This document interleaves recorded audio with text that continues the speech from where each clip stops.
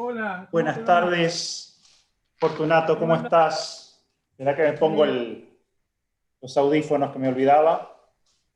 ¿Cómo estás? ¿Bien? estoy bien. Iba a silenciar, ahí está, silenciaba mi teléfono porque si no después... Perfecto, yo también ya. Muy bien, te agradezco Vos, muchísimo que hayas aceptado este diálogo. Incluso hasta me sorprendió tu disponibilidad amplia de agenda. te voy a Este, decir, todas las veces que me llaman y puedo, sea quien sea, algunos se enojan, otros están, trato de responder. Ahora me agarrás porque estamos en casa, no Ujú. salgo, estamos. Y bueno, justo antes terminaba con mi cátedra de la UBA, terminé con el CONICET, así que es un tiempo ideal. En otras épocas ya, en Navidad me iba con mis nietos, hijas a la playa, pero este año no vamos. Entonces, bueno, viste, es un año un poco particular. Además, aprovecho ahora para irte presentando. Sos una persona muy conocida, creo que incluso dentro de este ciclo de conversatorios, ya este va a ser el número 80, la persona así con más trayectoria académica. He conversado con varios académicos, pero te jubilaste hace un año, pero seguís trabajando todavía. Eh, Digo algunas cosas que me acuerdo. Fuiste siempre profesor de historia social y religiosa, sobre todo en temas religiosos te has metido mucho en la Facultad de Sociología de la UBA, donde fuiste decano, y además también fuiste consejero por parte de profesores del Consejo Académico de la Universidad. Trabajaste también en el CONICET, te seguís desempeñando ahora vinculado al CONICET, llegaste a ser investigador principal, que es el título máximo, el cargo máximo. Eh, Has coordinado varios grupos de trabajo, sobre todo en el área, te manejaste mucho en el tema siempre de sociedad y religión. Eh, Ahora seguís trabajando en un convenio con la Universidad de Shanghái, también con la Universidad de Bergen tenés. Eh, Has publicado varios libros. Eh, Recuerdo sobre todo la guía de la diversidad religiosa en Buenos Aires, que después se convirtió en un atlas de la diversidad religiosa en Argentina. El libro, uno de los libros de los que vamos a hablar, que es el último libro tuyo completo, ¿no es cierto?, de autoría personal, que es El mito de la Argentina laica. Y después dos encuestas que han circulado mucho, ¿no es cierto?, sobre la diversidad religiosa y prácticas religiosas en Argentina, una del 2008 y ahora la última versión del 2019, de lo que también vamos a hablar. Eh, Has acompañado tesis doctorales de personas que conozco, incluso con algunos hice o voy a hacer conversatorios, pero no lo sabía. Te nombro algunos, por ejemplo, Gustavo Morelo. La conocí también en Santiago del Estero, a Ana Teresa Martínez, y también a Ana Lourdes Suárez, con la que hemos conversado también. O sea que en el ambiente, de hecho, nos hemos conocido, yo te conocí en un evento de política, sociedad y religión que habías organizado, creo que había sido ahí en el San Martín, en el Palacio San Martín, me parece que había sido allí. Y además tenés varias distinciones, te han distinguido en la Universidad de Buenos Aires por tu trayectoria en la facultad, ¿no es cierto?, tu trayectoria académica, también en Francia, en las palmas académicas, en el grado de Caballero de la República Francesa, suena muy, muy ostentoso ese título. En Jerusalén por tu defensa de los derechos humanos y sobre todo las minorías, y también en tu propio lugar de origen, Punta Alta, donde naciste, que tengo entendido es una base naval, y donde vos presentaste, el día que te distinguieron como ciudadano ilustre, una ponencia sobre represión, y algo así, dictadura y represión, en el golpe cívico-militar religioso en Punta Alta y Bahía Blanca, o sea que un poco provocativo. ¿Cómo es tu estilo en el fondo, ¿no? Así que vamos a ver cómo vamos a dialogar, porque yo también tengo un estilo parecido a veces cuando quiero, así que vamos a ver cómo dialogamos. Pero con esto lo que quiero decir es que además has recorrido muchos lugares del mundo, tenés una presencia así, bueno, lo propio académico, que son las conferencias, pero muy, muy distribuidas en el mundo, tus investigaciones también en su momento en África, toda tu formación fue en Francia, en París, en el Instituto de Altos Estudios de las Ciencias Sociales, en los años 80, hiciste todo eso. En el 86 te iniciaste, no sé si te iniciaste, pero fuiste parte de la cátedra Di Tella del CBC. Yo en el 86 hice el CBC también de Ingeniería, no sé qué cátedra me tocó, tal vez haya sido esa, no sé, no lo recuerdo. Me llevas 18 años, naciste en el 50, yo nací en mayo del 68, pero no en Francia, sino en Avellaneda. Entonces, habíamos combinado lo siguiente, es decir, primero vos vas a presentar, sobre todo me habías sugerido de los últimos capítulos de tu libro, El mito de la Argentina laica, que parece como un cierto contrapunto, ¿no es cierto?, interesante con esa otra idea del mito de la nación católica, ¿no es cierto?, de Loris Sanata. Eso primero, ¿no es cierto?, vas a sintetizar algunos puntos que te parecen como más relevantes, yo voy a tomar nota y después voy a interactuar. Mi formación es teológica interdisciplinar, la tuya es sociológica interdisciplinar, o sea que son perspectivas diferentes, complementarias, en alguna cosa puede también haber diferentes maneras de ver las cosas, pero yo voy a reaccionar en base a lo que vos digas. Primero hacemos esto y después vamos a hacer algo semejante en torno a la segunda encuesta. Entonces, yo estoy como recibiendo un poco los puntos sobre los cuales vos quieras concentrar el diálogo. Bueno, no, gracias por todo. Sí, es una larga vida en la cual durante mucho tiempo participé activamente, sigo de alguna manera, en grupos católicos a nivel nacional, latinoamericano, internacional. Durante años, cuando volví, coordinamos unos 15 años un seminario de formación teológica para cristianos en sectores populares. Así que más o menos manejo algo de lo que decís. Vi el listado de las personas valiosas, importantes, trabajos y personas que conozco, la enorme mayoría de los que estaban ahí, no solo porque dirigí, sino porque comparto espacios. Y me siento eso, parte de la academia, parte de la UBA, parte del CONICET, donde ahora ya me nombraron superior, así que un paso más todavía. Y me siento parte también de un mundo cristiano. Cada vez que me lo preguntan lo digo, pero en un mundo cristiano quizás retomando lecturas de cristianos sin iglesia, vamos a dejarlo ahí para seguir después, si se puede o no se puede, pero no importa. Los seguidores de Jesús el Nazareno. Bien, ¿por qué ese libro? Ese libro es cierto, es un diálogo que me interesaba hacer sobre la sociedad argentina, y en esa sociedad argentina ver la importante presencia del catolicismo en su constitución, y ver cómo ese catolicismo se transforma en varios catolicismos, y por supuesto a partir de lo que uno investigó, estudió, investigué. Mi gran profesor fue Emile Poulain, quizás el que más trabajó los últimos 40 años el catolicismo contemporáneo, con el cual mantuve relaciones hasta su muerte, en su idea de entender la catolicidad como algo presente en nuestra sociedad a nivel local, nacional y planetario, que venía de larga data, pero desde al menos la Revolución Francesa y los grandes movimientos sociales en Europa,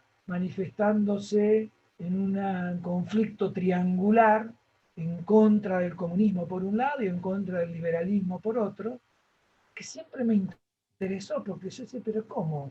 Esto es un movimiento religioso, y ahí aprendí con él que esto era un movimiento político y religioso desde el vamos, que jamás había aceptado la catolicidad el espacio de lo privado, que jamás la catolicidad había aceptado quedarse en el templo, sino que esa catolicidad había y quería tener presencia en el mundo, y por supuesto tratar de comprenderlo en el largo plazo. Siempre me preguntaba él, me dice, si usted no sabe latín no puede ir mucho para atrás. Es cierto, así todo el concilio plenario latinoamericano, aún el concilio se hizo en latín, ¿no? Aunque con traducciones, y hoy parece mentira que si uno no conociera latín no podría, pero bueno, lo cual lo muestra la importancia. Y siempre tratando de todos estos temas que te decía, ver también la teología, la antropología, la historia, la filosofía, cómo están presentes. Pero este conflicto triangular, es decir, se sentía esa catolicidad, sobre todo desde el fin del siglo XIX, con un papa para mí importantísimo, como es Pío IX.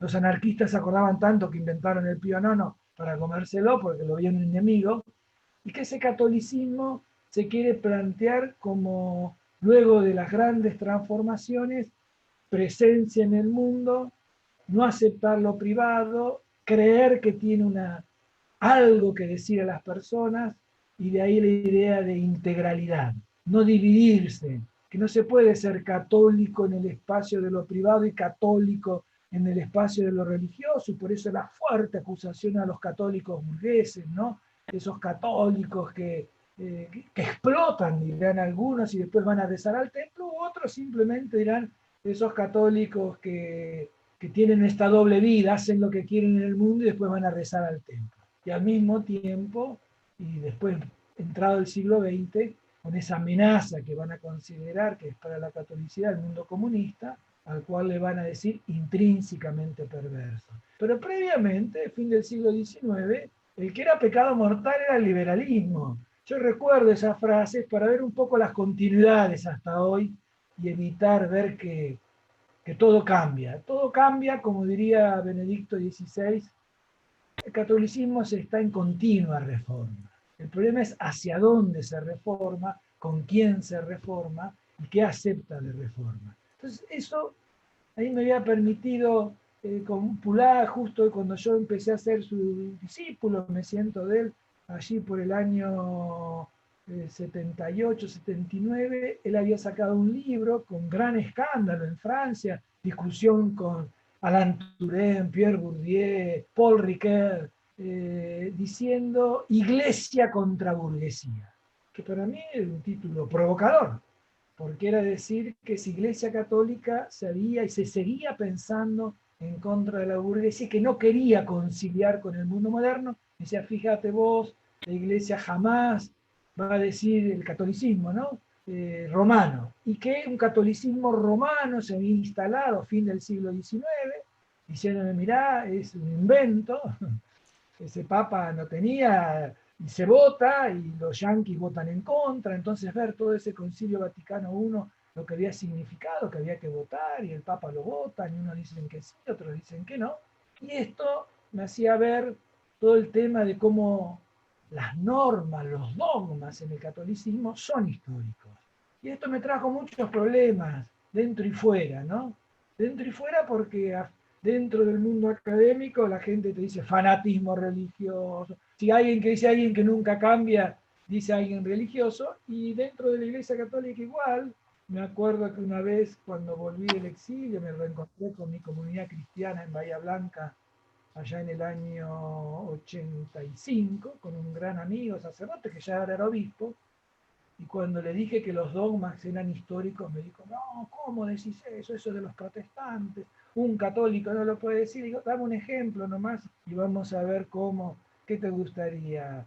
Eh, los métodos anticonceptivos, el divorcio, todos aquellos temas que no se podía ni hablar porque esa era la estructura de la iglesia, la moral, las costumbres. Y verla que eso tenía grandes prácticas culturales. Yo viajé después por el África, 4 años, visitando comunidades cristianas, y ahí veía, pero el pan y el vino no existía, y los esfuerzos que hubo de mes del vino otro, y lo acusaban del Vaticano de ser herético, y seguían las relaciones sexuales, los curas, los obispos, la manera de comprender la liturgia, de comprender la Eucaristía de Jesús, un Jesús que era el palestino, pero el Cristo era negro, y se celebraba con las liturgias propias de esos lugares. Entonces, qué riqueza todo esto. Y hay algunos que la quieren cercenar, poner que la cultura europea a veces es la única, ¿no? Bueno, en ese mundo tratar después era de comprender el catolicismo argentino. A mí me había preocupado ya mucho personalmente ver, en Francia estaba la idea de laicidad, pero mismo en Mil Pular decía esto es un invento francés, no sirve, sirve para otros países, pero hay que ver la historia de esos otros países, qué es la laicidad en Italia, qué es la laicidad en Alemania, qué es la laicidad, ni la palabra existía. Y aquí lo mismo, ¿no? Fortunato, ¿te Sí, parece que haga una pequeña devolución de esto que fuiste diciendo y después retomamos, seguimos así, ida y efectivamente. vuelta, pero para que no Dale, se dale. junten tantas cosas, porque si no después voy a hacer yo también un discurso Sí, medio largo. dale. Yo fui tomando nota de algunos núcleos, ¿no? Que me parece muy interesante.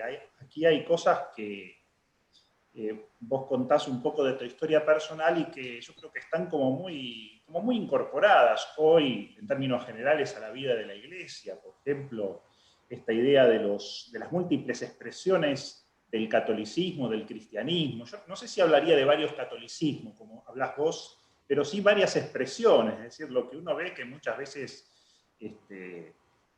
incluso como que cuesta a veces el mismo diálogo, ¿no? Las expresiones se diversifican bastante, ¿no es cierto?, de acuerdo a los lugares, a los niveles sociales, a los contextos, a las idiosincrasias, a las experiencias de vida, ¿no es cierto? Y que vamos aprendiendo en un mundo que se va individuando, ¿no es cierto? Vamos aprendiendo de a poco un poco a convivir en este pluralismo, ¿no? Que se opone, por supuesto, a esta romanización de Pío IX, de la segunda parte, sobre todo del siglo XIX, a la que te referís, ¿no es cierto? En donde todo era monocultural, eurocéntrico, uniforme, ¿no es cierto? Creo que vamos tomando conciencia de que somos seres históricos, que la misma fe, ¿no es cierto?, va teniendo esta dimensión histórica, el aporte sobre todo de la filosofía hermenéutica, la fenomenología hermenéutica. Vos ya hablaste de Paul Ricoeur, pero podríamos hablar, digamos, en general de toda la fenomenología francesa hasta Marion, ¿no es cierto? Hace poco se hizo un homenaje a Scanone, que falleció hace poco más de un año, ¿no es cierto? Bueno, es un gran referente de toda esta interpretación histórica, ¿no es cierto? Y el diálogo de la fe, ¿no? Y esto, por supuesto, entonces implica también muchos diálogos, también con el ámbito social, la economía, la política, ¿no es cierto?, con sus vicisitudes y con sus cuestiones también opinables, ¿no es cierto? Todo esto hace parte de la historia, ¿no? En este sentido, me parece que la secularidad, ¿no es cierto?, la laicidad, que es diferente del secularismo o del laicismo, ¿no es cierto?, esa es una acentuación ya exagerada, que se convierte en una religión de signo negativo en el fondo, ¿no es cierto?, porque el laicismo es, no puede haber religión, pero entonces es una postura religiosa de signo negativo, ¿no es cierto? Pero sí la laicidad, ¿no es cierto?, donde también la fe es interpretada teológicamente desde otra perspectiva. Y acá yo voy a decir algo que parece casi central, lo he dicho en otros diálogos también, y que es que la fe la tenemos que pensar sobre todo desde la encarnación del Hijo de Dios. La palabra se hizo carne y habitó entre nosotros. Y entonces el mundo está inhabitado por la Trinidad, es decir, detrás de cada cosa, persona, acontecimiento, podemos descubrir a Dios. Dios nos habla a través de las diferentes experiencias históricas, personas y situaciones, y entonces todo cabe en el diálogo, ¿no? Esta es una interpretación muy diferente de la sociedad perfecta, ¿no es cierto?, de Pío IX, en donde la interpretación de la fe se hace desde la Iglesia, ¿no? Es eclesiocéntrica, entonces se hace desde una institución que encima hasta su época tenía estados pontificios, entonces era juez y parte de muchos intereses políticos.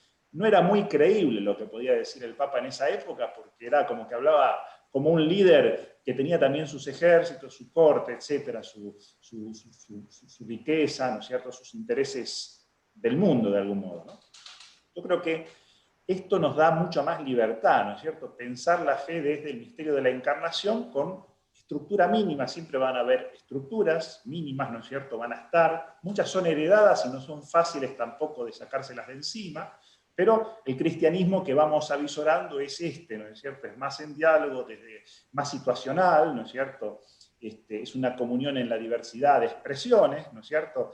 Yo creo que en este sentido tiene que confrontarse con la secularidad, tiene que amar la secularidad, es la mejor expresión, ¿no es cierto? Es decir, desde dónde podemos dialogar con diferentes religiones, diferentes pensamientos, diferentes posturas, ¿no es cierto? Es decir, y mostrar también que justamente la trascendencia o la trascendencia de la fe se puede expresar en trascender las diferentes expresiones con las que nos vayamos encontrando. Para mí ese es el sano sentido de lo secular o de la autonomía de lo secular, ¿no es cierto? Desde ahí me parece que nos planteamos la fe como pueblo de Dios en camino.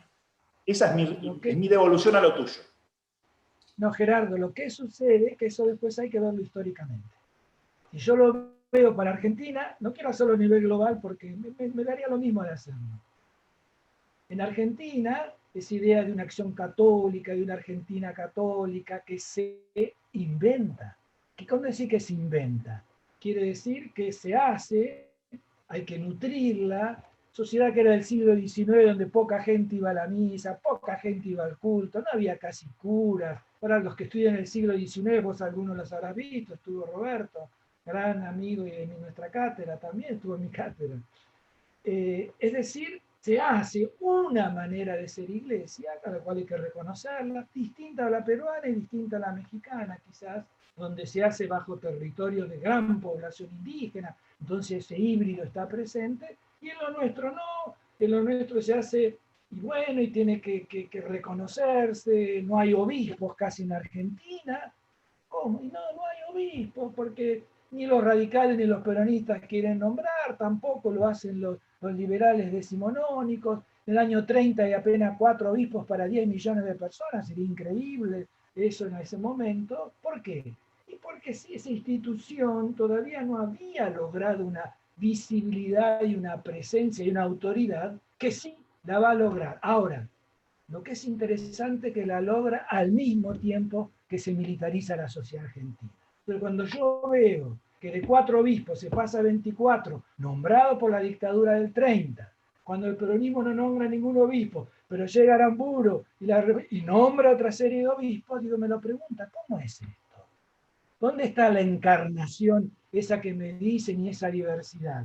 Tiene con el Estado una serie de vinculaciones muy importantes, tan importantes que la que le van a suplir en algún momento esa debilidad estructural que tienen sacerdotes, por ejemplo. En la misma época que estábamos hablando, España tenía más sacerdotes que en toda América Latina juntos. Francia ni te cuento. Entonces, esa poca cantidad de sacerdotes, yo voy viendo que a diferencia de Europa, que pueden haber 300, 500, 800, 1000 años de encarnación, aquí no le va. Aquí es ese Estado que va a colaborar y primero la nombra, fíjate vos, a la Iglesia Católica como una institución de bien público. Ya Vélez Arfiel en el 78, ¿pero para qué? Para dominarlo. Y no va a cambiar hasta el día de hoy, 2021. La Iglesia Católica es la única institución de bien público en el Código. Yo participé en el Senado diciendo que no podía entender cómo católicos querían seguir dependiendo del Estado. Y había todo otro grupo de católicos ahí presentes queriendo guardar ese privilegio. Yo decía, qué lejos está de esa encarnación, de ese Jesús hecho pobre, que habita entre nosotros y en esa diversidad. ¿Por qué? Porque ese magma de la seducción del Estado, la seducción de las Fuerzas Armadas, para mí va a ser un eje vertebrador para comprender el hoy de ese catolicismo. ¿Y dónde? Y cuando en la década del 60, fíjate vos, la década del concilio, vos nacés en el 60, decías en el 68, ¿no es cierto? Pero sí, en la época del Gran Concilio, es la época en que se hace Medellín, es la época en que se hace San Miguel, es la época donde se abre la participación, donde se pone en tela de discusión mucho más de lo que decís vos. Para elegir un obispo se dice hay que votar y se vota. Para que haya un subsidio para los sacerdotes que viven en Argentina se dice no recibir más del Estado y cada uno debe colaborar. Y todo eso desaparece con los años posteriores. ¿Pero por qué desaparece? porque comienza a haber en Argentina y en América Latina, pero especialmente en Argentina, un grupo de sacerdotes y dirigentes de órdenes religiosas que hacen una lectura teológica del Concilio Vaticano II, ya no en la línea burguesa, hombre blanco, noratlántico, secularizado, sino en el pobre religioso, inserto en la sociedad y empobrecido por aquellos mismos que se decían católicos. Entonces hay una transformación fenomenal. ¿Y por qué lo voy a decir esto fenomenal? Porque sigue presente hasta el día de hoy. Ese compromiso cristiano se hace compromiso social y se hace también compromiso político, como era el compromiso social y político de las Fuerzas Armadas. En nombre de las Fuerzas Armadas se asesina y se mata como católico, y en nombre de ese pueblo católico, cientos y miles de sacerdotes, dirigentes y obispos en Argentina dicen hay que enfrentarse. Los dos en nombre de la fe, unos con el aparato del Estado y el terrorismo del Estado, y los otros desde esta idea de un Jesús que nace pobre y en pequeñas comunidades va adelante. ¿Por qué lo digo? Porque esto está en el corazón de las teologías que van a nacer en esa época y siguen hasta hoy, y en la concepción de que en ese momento hubo una mala politización, una mala comprensión del concilio que llevó a miles y miles de militantes en nuestro país y en América Latina a adherir a la teología de la liberación, y ahí viene toda una discusión. Lo nombrabas a Escanone, con el cual compartí congresos y compartí reuniones sobre las distintas teologías de la liberación en América Latina, la cual la del pueblo era una, pero había otras. Lo que pasa es que cuando esa teología se quiso también hacer única, empezó a decir la otra es marxista, la otra es socialista, la otra no respeta la autoridad clerical. Entonces yo veía ahí y sigo viendo cómo todos estos temas aparecen mezclados. No es simplemente un debate teológico, no es simplemente un debate social, sino que rápidamente va a lo político y a lo político estatal. Y eso lo sigo viendo hasta el día de hoy, entonces. Antes de Aquello que yo seguir creo, con sí, lo del día de hoy, te hago también una pequeña devolución de lo que fuiste diciendo. Sí, yo creo que en los años 30 lo que se dio fue un intento, claro, siempre es fácil opinar con el diario del lunes, decimos, ¿no es cierto? Pero yo creo que en el 30 lo que pasó, digamos, cuando uno lo mira a la distancia, fue como un intento de legitimación, por decir así, de la Iglesia Católica en el marco de una sociedad con lo que había tenido bastante conflicto, sobre todo en la segunda parte del siglo XIX, ¿no? Sobre todo a nivel político, ¿no? Entonces, a mí me parece que, bueno, se dio esta alianza de algún modo que vos esgrimís tan a menudo. De hecho, tu tesis doctoral fue sobre este tema, ¿no es cierto?, con las Fuerzas Armadas. Y también en el marco de una necesidad, como bien decís, ¿no es cierto?, de visibilizar una estructura eclesial que en el siglo XIX todavía era inexistente. Entonces se estaba como creando, se creaban diócesis, obispados, etc. Bueno, se encontró el momento, la primavera, ¿no es cierto?, la lluvia de primavera, y se aprovechó, digamos, para hacer florecer todo, para hacer brotar todo. Con las limitaciones que eso tiene cuando miramos en el tiempo y con una mayor conciencia democrática, de la conveniencia de la democracia, que evidentemente no fue el único sistema de gobierno que tuvo la humanidad, pero hoy es el más conveniente en sociedades plurales, ¿no es cierto? Evidentemente nos damos cuenta que desde un lugar de poder, ¿no es cierto? Y que eso hoy en general es rechazado no solo por los cristianos, en el caso de la Iglesia, sino en general por la sociedad civil frente a representaciones que no representan, ¿no es cierto? Es decir, que hoy una de las cosas que más hace, digamos, inoperante o detestable a un líder es cuando justamente no se hace eco de lo que la sociedad civil está esperando y queriendo, ¿no es cierto? Entonces eso también lo podemos llevar a una iglesia que a veces tuvo, y más de una vez, ¿no es cierto?, en su jerarquía, ¿no es cierto?, sobre todo algunos obispos, una vinculación muy estrecha con el poder, sin vinculación muy cercana, directa, o con un feedback permanente así de lo que sería el pueblo de Dios, ¿no es cierto? Pero que creo que es un modelo que va desapareciendo, salvo en cuestiones, y acá es donde ya vamos a empezar a dialogar un poco más tal vez, salvo en cuestiones que yo diría como folclóricas, ¿no? Porque uno puede decir, puede dar ejemplos recientes donde esto se expresa. Por ejemplo, el expresidente y el nuevo presidente van a una misa a Luján. La Pastoral Social de Buenos Aires invita a un representante de cada partido, ¿no es cierto? Y se aparece el presidente, ¿no es cierto? Y uno a veces no sabe si en realidad es que la Iglesia busca al Estado o una presencia del Estado, o el Estado busca una cierta legitimación, porque siempre en los momentos de fragilidad se viene en busca de la Iglesia. La Iglesia parece como que encabeza la oposición, y en realidad, digamos, los obispos dicen lo que tienen que decir en un determinado contexto. Ahora, yo estaría de acuerdo más con o que a menos, veces... ¿no? Más o menos, más o menos. A ver. Más o menos.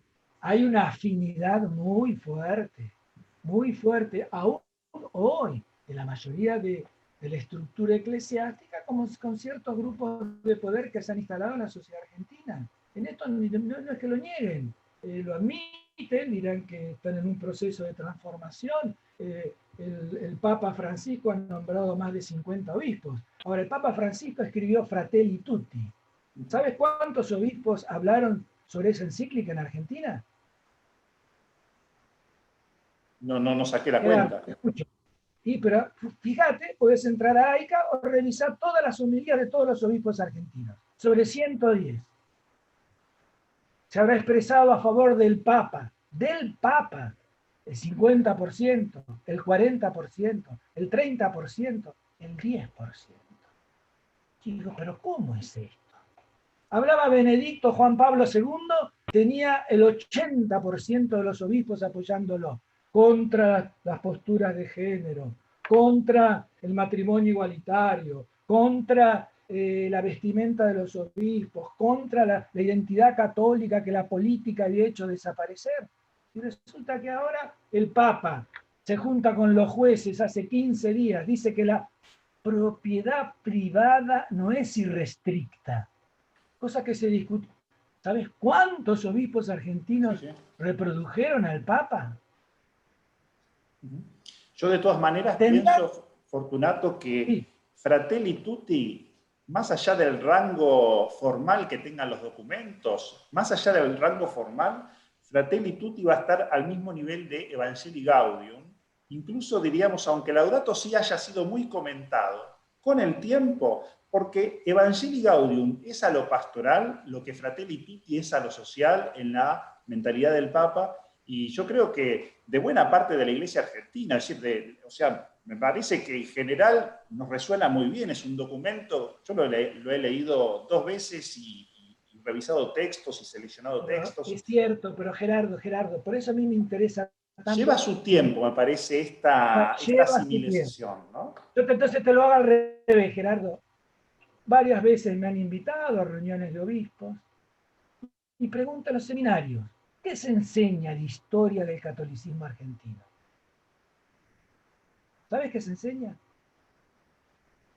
No. Digo, en esto, bueno, vos fíjate que mis diálogos son con historiadores más bien del ámbito como más secular, por decir así, ¿no es cierto? Pero es decir, porque me interesa esa otra mirada, no una historia eclesiástica, sino una historia de la Iglesia. No. Pero si te interesa la encarnación del mensaje de Jesús, es importante que los que se dicen seguidores de Jesús en un espacio como es el argentino, en la cual la mayoría se identifican como católicos, con una estructura que sigue teniendo, que te interese también. Si no, jugamos a triples canchas, que eso también te puede decir, en la UBA ¿a quién le interesa? A nadie.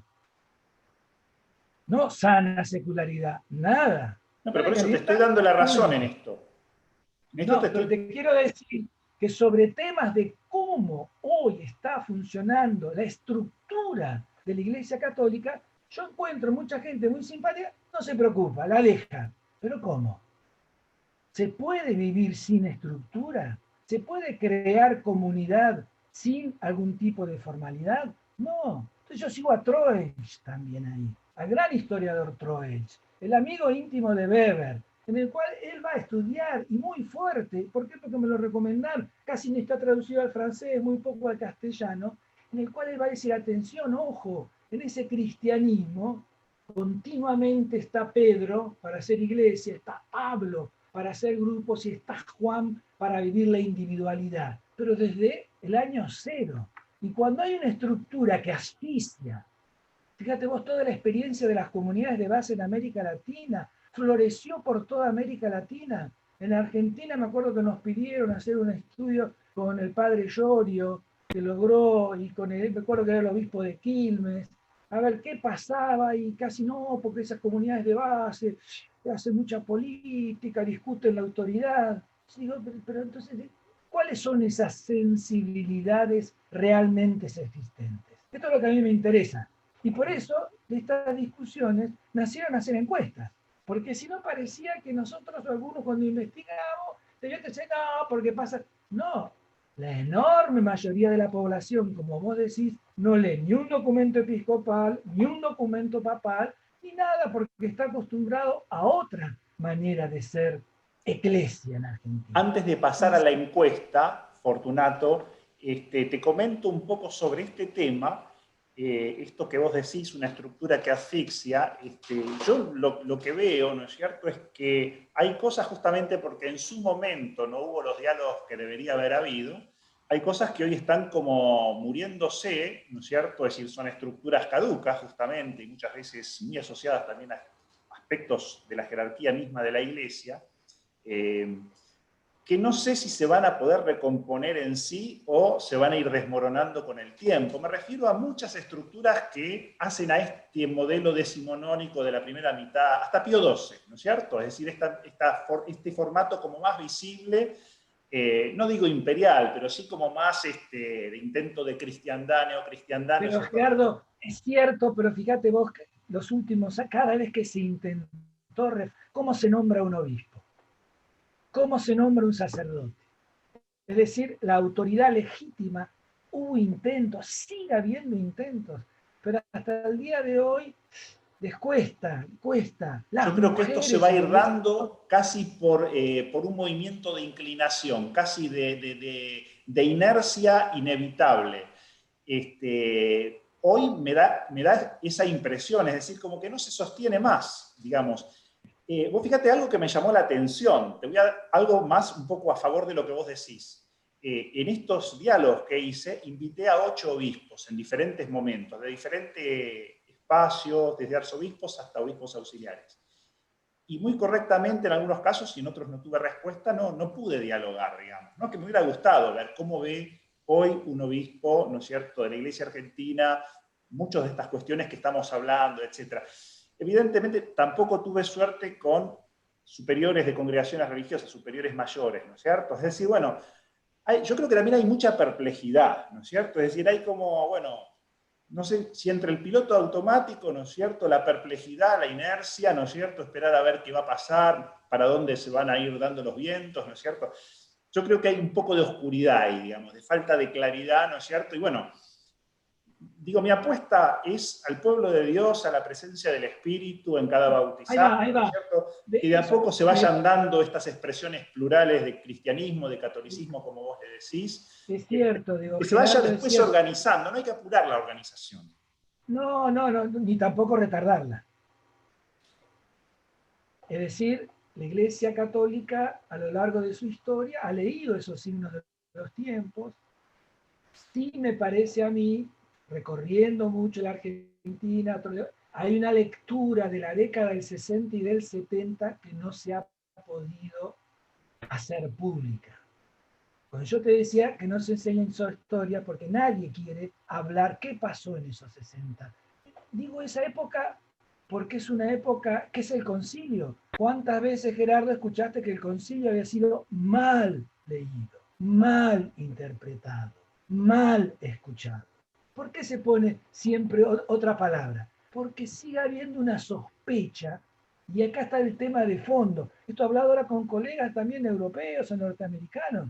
Si esa apertura no habrá sido en última instancia la que llevó a esta declinación, esta crisis de la Iglesia Católica. En vez de haberlo visto en lo que vos decís, yo estoy de acuerdo con lo que vos decís, pero no se hace gratuitamente, por más que el Espíritu Santo actúe. Tiene que haber grupos sociales, grupos al interior de la Iglesia. No se entiende el concilio sin las órdenes religiosas, sin los teólogos, sin la acción católica, sin los movimientos especializados. No se entiende la contrarreforma de Juan Pablo II sin los movimientos de espiritualidad, que los crea, los recrea, les dan fondo, los caballeros de Jesucristo, los legionarios, los neocatecumenados. Todo ese mundo se crea justamente para no seguir con lo otro. Y es cierto lo que vos decís, hoy hay una consternación, porque varios de esos movimientos, acordate, están acusados. Mirá, los legionarios, acusados de pedofilia, de haber sido acompañados por el propio autoridad máxima de la Iglesia Católica. Entonces digo, ojo, ahí hay temas muy profundos que en cierta idea no se los quiere tratar. Yo creo, como para cualquier organización, y mucho más para una organización católica, si esos temas no se tratan, se dejan, uno ve que están, pero no hay ánimo. Se hace un sínodo sobre la familia. La mayoría dice, por ejemplo, que el divorcio hoy ya es un tema, Gerardo, conocerás en la sociedad argentina, la gente se divorcia, no ¿por qué? Porque se quiere amar de otra manera. Hubo un pedido, se vota el pedido, y el actual Papa no lo firma.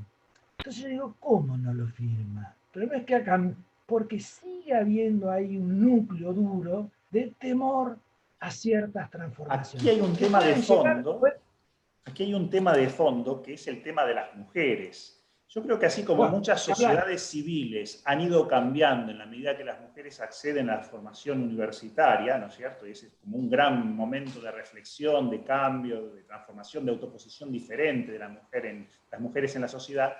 Lo mismo va a ir pasando, diríamos, y yo lo he notado en estos años muy claramente en Argentina, a medida que hay muchas mujeres que estudian teología, ¿no es cierto?, o disciplinas afines, que empiezan a gestar también espacios propios, a incidir, etc. Yo creo que es una cuestión de tiempo. Si uno mira la historia muy rápidamente, hay muchas cosas que cambiaron rápido.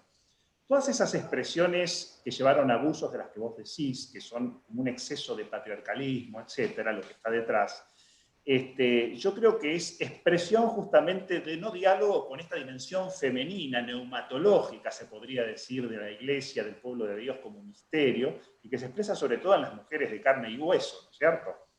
Yo creo que esto se está integrando, ¿no es cierto? Y que también es cuestión de tiempo un mejor equilibrio en esto, ¿no es cierto? Creo que de a poco se va a ir notando, ¿no es cierto? Es cuestión de darle tiempo. Por eso es que a veces yo comparto lo que decís, la visión que vos tenés, por ejemplo, sobre los años 60, 70, pero a mí me parece que hoy por hoy, 40 años después, se gana energía si uno se concentra más en el presente y en los temas de hoy. Te voy a Por supuesto, contestar, una lectura mínima hay que hacer del pasado, pero yo Gerardo, miraría no 40 años para atrás, sino el presente. Miraría, por ejemplo, todo el mundo de las encuestas que vos hacés. Gerardo, te voy a contestar como un cura le contestó en una reunión del episcopado. Un cura amigo mío, por eso me lo contó. Los obispos le dijeron, padre, no mire tanto para atrás, mire para adelante, no es la oportunidad. Y mi amigo, me acuerdo que por eso lo repito en todas las, para mí fue fan, dijo, pero ustedes me vienen a hablar a mí de eso, cuando recuerdo a alguien que hace 2000 años fue asesinado y resucitó, y es el corazón de mi manera de pensar el cristianismo. ¿Cómo no voy a mirar para atrás? Si yo todos los días miro y digo, ese Jesús que vivió en Jerusalén, resucitado, muerto, sepultado, descendió, resucitó. Entonces, ojo con eso. Yo lo Hay una entiendo. memoria hermenéutica que esperanza, ¿no es cierto? Y hay Yo lo instancias intermedias del entiendo, camino que, bueno, digamos, una vez que uno hace una interpretación, entran dentro pero, de un proceso, pero diríamos, no es una pero cuestión de no querer. Gerardo, a veces tan hermenéutica que nos cuesta aceptar que Jesús lo mataron, que lo mató un señor, y lo decimos, Poncio Pilato, le ponemos nombre y apellido. Cuando vos querés decir hoy los muertos, los sufrientes en Jesús, y querés ponerle nombre y apellido, te dicen, hacés política, no tenés que meterte en esto. Y nuestro credo le pone nombre y apellido, nombre y apellido. No deja, no dice fue cualquiera. Y cuando hay que decir Jesús murió en la cruz y fue asesinado, ay, pero no digas eso, es muy fuerte. ¿Cuál es tu teología? Ah, tiene que ser una teología que hable que estamos todos bien, que tenemos que ser felices. ¿Ese es el cristianismo que uno quiere llevar adelante? Bueno, de hecho, fíjate, Fortunato, es decir, si uno mira el tema de la vida en contra de la muerte, hoy el gran tema es justamente la legalización del aborto.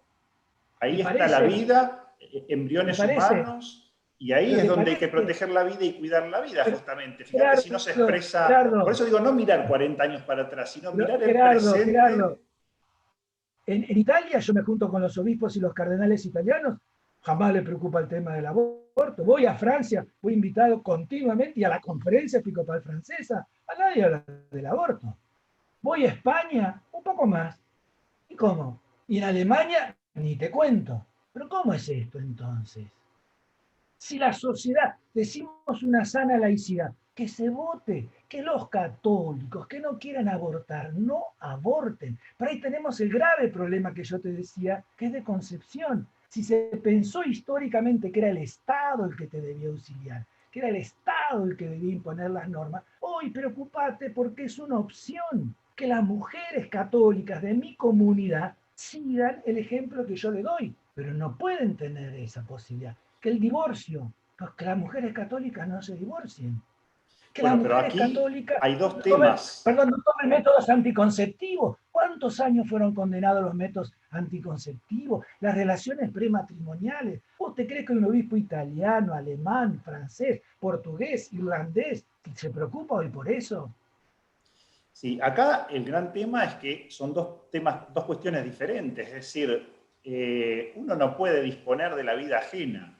Y Exacto. además hay toda una cultura política que se instala que de algún modo también va siendo cómplice y obligando, porque no es que somos tan libres, si sos médico no sos tan libre de no participar después de hacer Y por abortos, eso ¿no es cuestión de cierto? Y si conciencia, sos Gerardo. docente no sos tan libre de no decir determinadas cosas, ¿no es cierto? Es decir, hay todo un aparato estatal que se está utilizando hoy en función del aborto, como se utilizó el aparato estatal, ¿no es cierto?, en tiempos de la dictadura para hacer desaparecer personas. Mira, te pongo muchos paralelismos entre el proceso de reorganización nacional y la interrupción voluntaria del embarazo. Desaparición de personas que van a ser siempre NNs. Dolor de las madres cuyos hijos quedan en la memoria. Vos pensá una mujer que aborta y empieza a ver chicos crecer, ¿no es cierto?, que le van a evocar Pero lo que tal vez Gerardo, en una etapa de la vida en donde no tendría tanta libertad, Gerardo, ¿de qué encontró la mujeres estamos presión, diríamos, hablando? para abortar, etc. Es Pero decir, no es Gerardo, un tema digamos, neutro este. pero obvio, en nuestra encuesta, la mayoría de los católicos y una gran parte de evangélicos les parece que haber aborto en ciertas circunstancias no hay ningún problema, no le causa problemas. ¿Qué habría que hacer con todos ellos? ¿Decir que son asesinos? No, hay ¿Echarlos de las en la iglesias? encuesta, por ejemplo, vos decís, hablás en uno de los rubros más importantes de la gente que dice en alguna circunstancia lo aceptaría, ¿no es cierto? Es el riesgo de vida de la madre, ¿no es cierto? Eso ya está en el No código. solo la violación, perdón, Gerardo, la Eh, ley dice la violación. Toda mujer violada puede bueno, por hacer eso, un pero aborto. esto, lo que O ya está en sea, el código, de algún estamos modo en contra está. de la ley del Estado. Ojo, ojo, ahí la Iglesia ¿Cómo? Católica hizo un largo camino con las leyes de los estados. ¿Qué hay que hacer? La sana laicidad de Benito XVI y de Juan Pablo II y de Francisco. Ojo, Bueno, pero ninguno de digo, ellos va a decir no respeten la ley como ciudadanos y váyanse a vivir a la montaña. No, perdóname. sí, En el eso tema, la a Iglesia ver, Católica nosotros hizo un largo participamos camino, hoy ¿o no? participamos de la vida social como ciudadanos, ¿no es cierto? Que me parece que es Sí, la mejor manera de hacerlo. Pero tratamos sí. de que las leyes respondan lo mejor posible a lo que es el bien de las personas, al bien común, Pero si ¿no es es cierto? Y a opcional, valores que es opcional. realmente, o a cosas que nos A nadie humanicen. obligan, pero a Porque a mí nadie me parece obligan que a... se está legislando, ¿no es cierto? Más bien como más descriptivamente que prescriptivamente. Es decir, bueno, la gente igual va a matar. Bueno, entonces quitemos No, no, el no, no, disparo no, con no, no. arma como Gerardo, asesinato. La gente roba, bueno, acordate dejemos... cuando Alfonsín sacó la ley del divorcio. Por primera vez trajeron a la Virgen de Luján. Tan es así que ayer, antes de ayer, desde el santuario de la Virgen, que se ve que varios fueron a reclamar para decir que venga al Congreso el día martes. Por favor, la Virgen no sale por estos temas. ¿Leíste la declaración? ¿Por qué? Porque hay católicos que siguen creyendo que tienen que sacar todos sus símbolos, pero son ampliamente minoritarios. ¿Por qué? El divorcio. ¿Ponemos otra vez que el divorcio es un pecado mortal? ¿Qué te parece? Mira, ¿Ponemos yo que lo los que te métodos puedo decir anticonceptivos? es que también la sociedad argentina se fue transformando muchísimo. Yo me acuerdo en el Y año bueno, 87, cuando se votó la ley, a mí me parecía lo normal, o fíjate, qué sé yo de mi grupo de compañeros del colegio, creo que había en el primario, y ni siquiera en el secundario, en el primario había un solo chico que tenía a la madre separada. Después lo normal era que la familia estaba junta, digamos. Es decir, bueno, cambió mucho la sociedad. Yo creo que y hoy me hacemos otra parece que hermenéutica de cambió. esto. Mira, yo te voy a dar Pero un dato preciso. Gerardo, pará, ya sigo, ¿no te parece que cambió mucho la sociedad con las mujeres? El movimiento de mujeres, el movimiento más grande que hay en la sociedad argentina, apoyado por catequistas, apoyado por superiores religiosas, apoyado, Sí, y pero vos habrás poner como visto, un derecho de las la personas mujer que me el derecho a nombraste, de abortar las personas, es como poner de las expandir los derechos sociales diciendo, bueno, tenés derecho a hacerte un harakiri o a tirarte de un 10º piso. Es decir, es algo que hace muy mal. Yo, mira, te digo, una de las cosas que más hice fue pero escuchar mujeres. Gerardo, 10 pero años. confía, confía, Una mujer no se perdón, olvida nunca de un aborto. Gerardo, ¿Cómo vas a favorecer eso a los 15, Gerardo, 16 años cuando después eso confía, a los 50 le genera una depresión terrible? Gerardo, ¿Cómo confías en no, la no van a hablar en esto transformación. gente vinculada a la salud, ¿no es cierto?, para aclarar que esto no puede ser así? Es decir, uno no puede Vamos favorecer a eso. ver, cuando se vote, tratemos que las comunidades católicas, las personas se amen, no se separen, no tengan relaciones matrimoniales, no se casen entre personas del mismo sexo y no hagan aborto. ¿Qué problema hay? Por Y no se supuesto, los impide nada. esta parte que vos decís, que la parte humana, pastoral, es la más importante. De nada sirve tener determinadas leyes y Entonces la gente... En eso estoy de concentrémonos ahí, acuerdo. Pero, Gerardo. por ejemplo, también es Concentrémonos una cosa ahí. que nos llama mucho la atención que los diputados, los senadores, voten cosas que sus respectivas provincias no acuerdan. Es decir, cuando vos haces un sondeo real, ¿no es cierto? Y hay más de encuestas que la que hiciste vos, digamos, hay muchas encuestas, etcétera. En las provincias del norte, por ejemplo, es decir, la gran mayoría no está de acuerdo con este tipo de leyes, ¿no es cierto? Y sin embargo, bueno, terminan torciéndose la voluntad de los senadores y los diputados porque aparece dinero y una voluntad política que uno no sabe de dónde sale. Medio misteriosa esa voluntad política. Gerardo, un sacerdote el otro día de la capital federal salió a decir, me engañó el presidente. Y el presidente y su partido hicieron campaña diciendo, queremos que salga una ley de interrupción voluntaria del embarazo. ¿Cómo es esto entonces? ¿Quiere decir que el pueblo se equivoca cuando lo vota? ¿Está manipulado? Podemos decir eso, podremos decir eso. Ahora hay que decir por quién y cómo. Porque lo que se Bueno, hay dijo, como un nuevo orden mundial que se va dando de a poco, ¿no es cierto? Que no es pero tan difícil de Gerardo, vos estabas entender haciendo, cuando se concentra escúchame, tanto el dinero en el mundo y que incide para diagramar las cosas de acuerdo a lo que cada uno necesita. Es decir, de yo nuestro te país, digo, por ejemplo, se Gerardo, necesitan más bien los recursos naturales más que la gente. Y Gerardo, por te ahí vos estaban tenés la haciendo complicidad también de gente de adentro que te dice, bueno, pero así mejor porque así tenemos menos negros, entre comillas, ¿no es cierto? Ah, Y también bueno, podés bueno. tener este tipo de valoraciones y de apreciaciones. No. En el gobierno que está actualmente, la negrada es valiosa. ¿Querés decir algo más de la encuesta? De Así la como para encuesta ir quiero cerrando.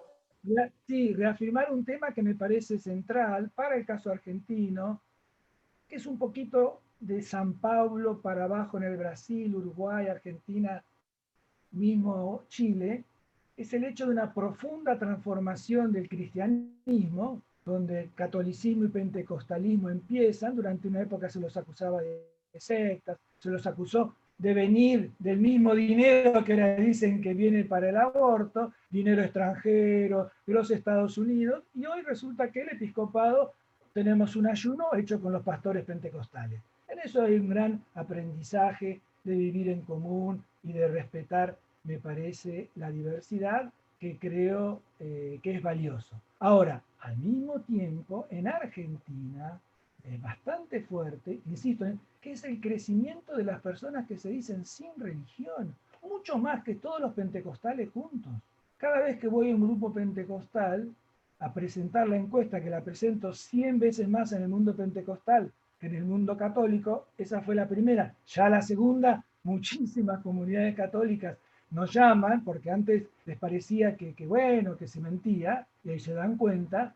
Es decir, hay un mundo que se dice sin religión, no ateo agnóstico, que esos son pocos, sino la gente que tiene un cierto hastío de las propuestas religiosas, quizás católicas, quizás después pentecostales, quizás después de otras, que dicen, no quiero saber más nada con eso. Ahí tenemos un problema hermenéutico importantísimo de Hay como comprender. una gran sed de espiritualidad más que de religión, digamos. Esto es muy claro. No comparto eso, no comparto eso, no comparto. De Eso es la idea, espiritualidad más ¿cierto? que de religión, es No, decir, no, de gente, dentro de la gente sin religión, la gente que se declara agnóstica o atea, en tu encuesta es menos del 10%, o sea que lo que hay, yo creo, en general, digamos, hoy es una gran búsqueda por el lado de los bienes simbólicos y de los bienes espirituales, ¿no es cierto? Porque justamente muchas pero estructuras Gerardo, que hasta puede ahora dieron ser, contención no la ofrecen. No se pero cree en la Gerardo, política, los políticos aparecen muy bajo en tus encuestas, digamos, en cuanto a sí, credibilidad. Entonces la gente como como los que se jueces. refugia, busca más por el lado de lo espiritual. Ahora es cierto que no quiere que le mandoneen en la iglesia o en ningún espacio así como formal. No, pero ya son personas, porque tenemos el otro 60% de personas que dicen que creen por su propia cuenta. Esta es nuestra idea, y la estamos analizando muy a fondo, entre el 2008 y el 2019, un porcentaje de esos que empiezan a creer por su propia cuenta, que no participan en el culto, que no creen, que jamás ven un sacerdote ni leen ningún documento, se sienten en parte de una cultura católica. Quizás una porción de ellos descubrió, renació en el mundo pentecostal, sea católico, sea protestante, por decir, no importa, pero que también lo encontró y está ahí. Está la búsqueda, quizás de la energía, puede ser, pero atención, de ahí a buscar raíces, yo estoy de acuerdo siempre y cuando no me engañen diciendo que hay raíces cristianas en esa espiritualidad. No, Atención ahí, no. ¿por La qué? Porque es un espiritualidad como engaño algo para... propio de la persona humana, es decir, como algo que está en cada uno de nosotros y que la No, modernidad había pero desestimado y que hoy resurge. Es decir, sí, vos es fíjate que, por cierto. ejemplo, en estos diálogos, los más populares fueron con Mario Sabán, que es un judío dedicado a la cábala.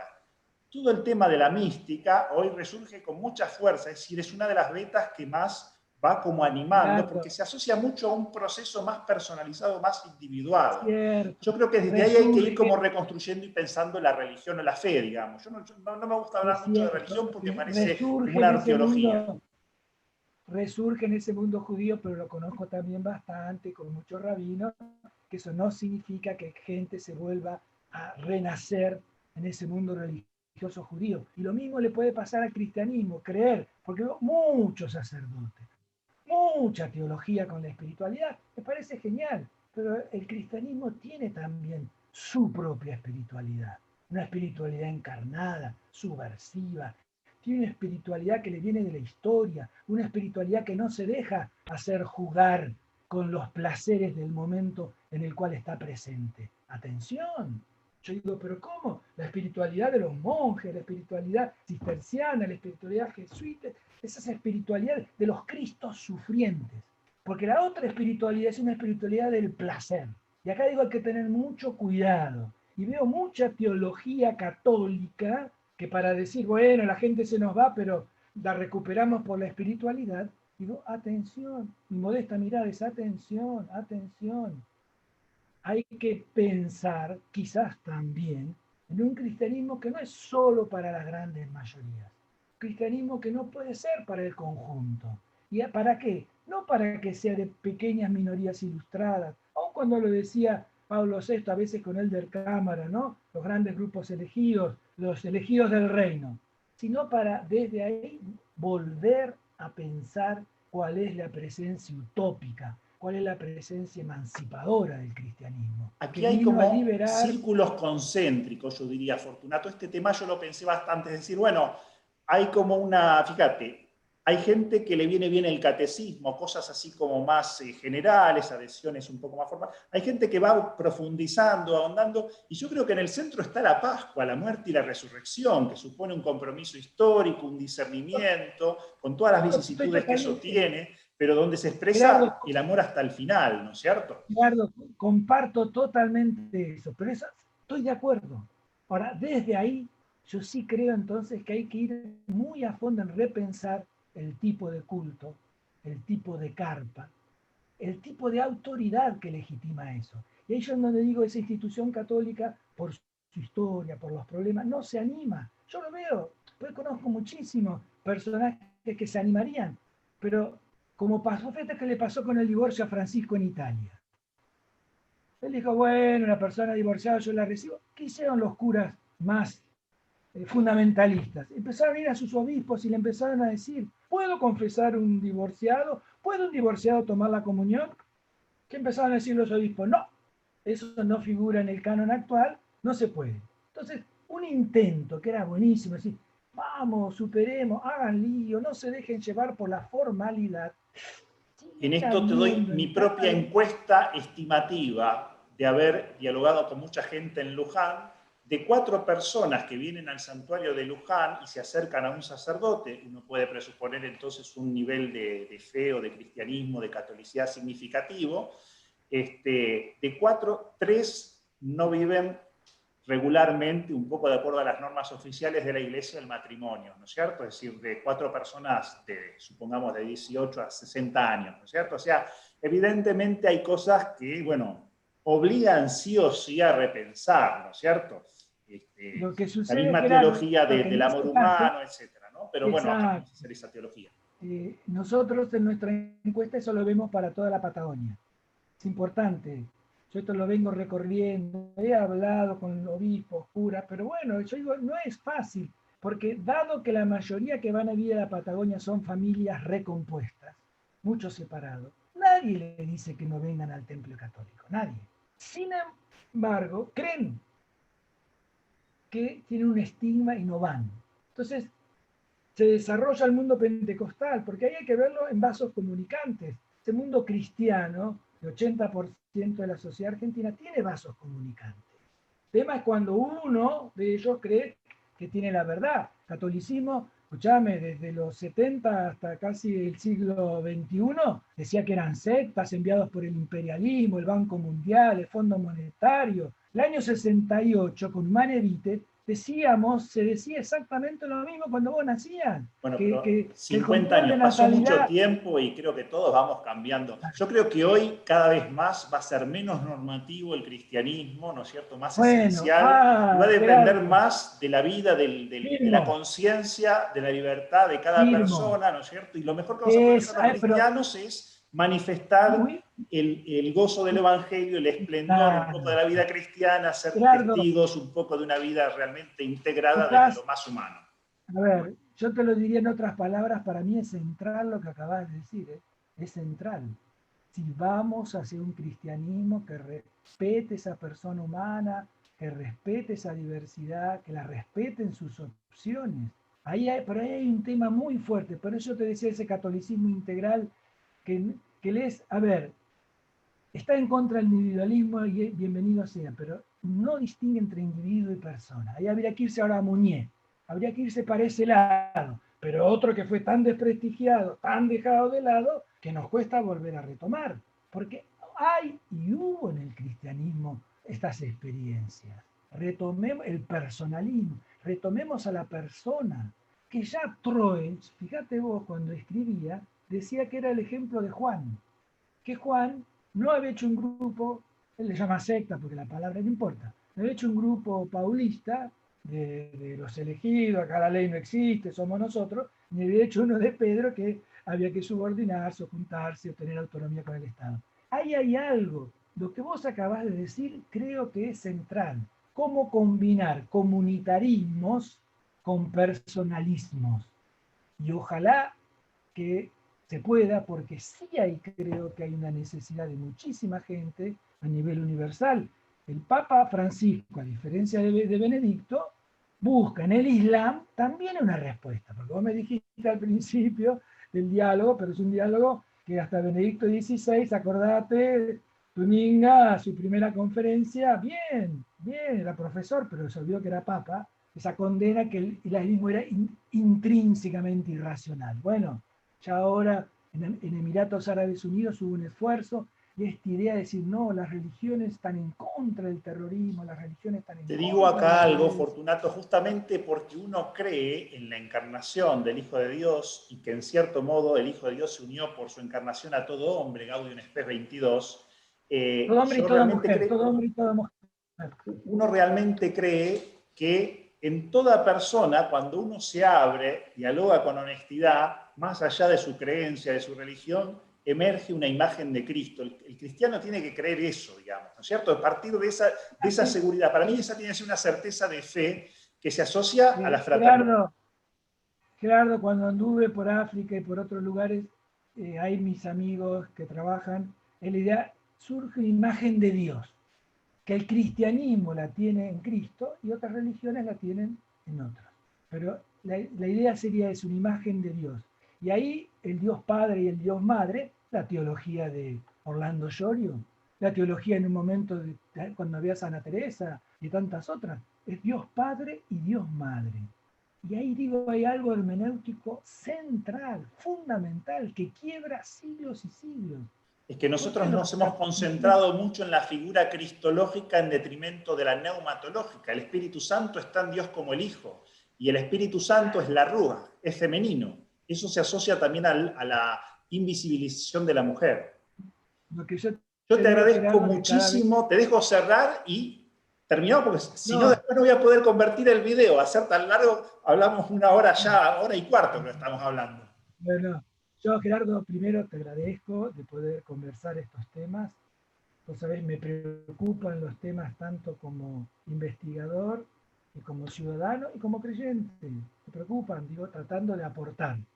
La idea tanto de estudiar grupos y estudiar conjuntos de personas, como fueron nuestras encuestas, es, digo, tener en cuenta estas ambas dimensiones, ¿no? No quedarse en el pequeño grupo, no quedarse solo a conciliar con lo que las personas piensan. Y creo que hay un desafío, yo me sumo a lo tuyo, hay una búsqueda de una espiritualidad, yo creo, encarnada desde los pobres, desde los que sufren. ¿Por qué? Porque un mundo cada vez más desigual y cada vez más empobrecido. Y me duele cuando yo veo que ese mundo muchas veces se lo legitima desde lo cristiano o desde lo católico. Entonces ahí es un poco, pero gracias por tus preguntas, gracias por poder dialogar y bueno, a tu Un disposición gran cuando quieras. abrazo y bendiciones para tus 3 hijas y tus 7 nietos. Muy bien, Gerardo, ahí Buen estamos, año ahí nuevo. estamos. Buen año nuevo y gracias. Igualmente para vos. Gracias, chao.